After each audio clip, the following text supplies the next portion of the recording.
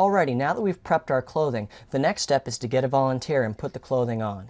Once you put the clothing on, look at how it's hanging on yourself. You can see at the wrists here what we've razor bladed, again to get sort of a frayed look to the clothing that the zombie is going to be wearing. We've done this on both wrists. We've also done it in and around the collar. Now, the look you're going for may not look quite right the first time out. If this is the case and you see you may want to make a couple more slashes or open up the clothing differently to get the decaying effect, take the clothing off and repeat the steps you've already discussed with the razor blade. Repeat this until you're satisfied with the zombie look, with the zombie attire that is. Now the next thing is, once we put on the clothing, we can see the real work that we have in front of us.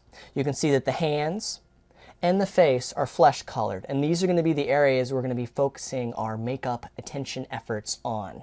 It's because at the end of the day, it doesn't matter if you're just wearing the zombie clothes, you have to look the part. And no matter what thrift shop you go to, you're going to need to actually add in some makeup on top of the best clothing you find for your zombie.